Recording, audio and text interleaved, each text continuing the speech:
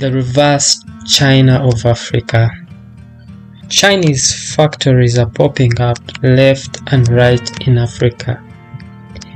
Electronics factories, plastics, chemicals, you name it. This is by no means due to generosity. It's not a free lunch. Why would China, struggling with youth unemployment, slow down in economic growth, would then choose to give out its economic jewels? How comes China is shipping its jobs to Africa? Meet decommoditization and commoditization. In the past, China has had a simple but successful model: invest in infrastructure to subsidize manufacturing of goods. This has attracted companies to manufacture low-cost goods in China. Low-cost and cheap wages were all good when the country was just developing, but now its standard of living have increased. The low-cost industries and their associated wages cannot support the current Chinese dream. Let's talk commoditization. Look at your petrol for your vehicle. It is sold worldwide in a standard way, whether a barrel or gallon or liter. It's interchangeable. You can get on from any supplier. Whether you go to a Shell or Total, it doesn't matter. It's always ready to use upon purchase.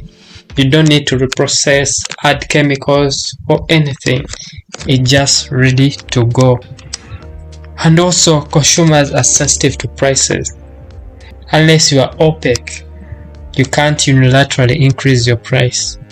Petrol and goods like it are what we call commodity goods, with lots of competition making goods extremely cheap for consumers. But on the downside, manufacturers have very low profit margins. This is the problem facing China. Industries that cannot support Chinese newfound standard of living is the problem currently driving Chinese factories to Africa. Seems counterintuitive. The solution to this can't be giving away what you currently have. Surely, however inadequate the current jobs are, they are better than nothing. Surely, not to give out the golden laying goods. Wrong. That's exactly what China is doing.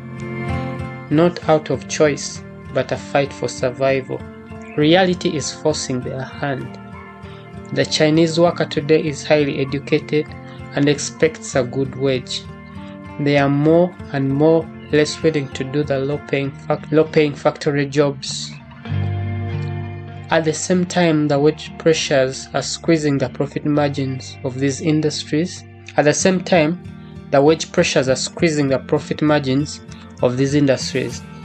Just like how the same pressures pushed these types of industries out of Western countries, they have started to act on them in China.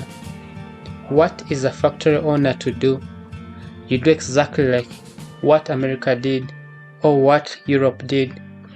Find the most valuable components of your manufacturing process, your chips, your design, and advanced processes. Cut them out for the local production at home, and the rest of the less valuable processes like assembly, repetitive labor-intensive processes shipped to some region where people have no jobs. This is how you decommoditize your industries. Instead of assembling parts into televisions for LG, build the electronics and only have them assembled elsewhere. Instead of assembling combustion cars for Toyota, build your own BYD EVs. You do what German does in luxury cars. You do what US does in cheap design. In other words, you move up the value chain. Then why Africa? Surely there are other regions. This is where China is uniquely positioned to operate. Think of other regions with low wage and lack of jobs. India? Surely not China's rival. Eastern Europe? That's EU and Russia playground. South America, that's Uncle Sam's backyard. Southeast Asia, here China faces immense competition from Japan, Singapore, South Korea. You don't want to compete for workers when you're trying to avoid wage pressures. But Africa, there you are thinking, with high levels of corruption and weak rule of law, OECD countries are hesitant to invest in Africa. But for China, it can look the other way. It's happy to accommodate local leaders' demands that may not be in the interest of the local people.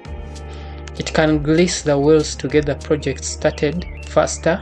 It can leverage state funds to build infrastructure in Africa with few loans here and there. In Africa, Chinese factories have a competitive advantage.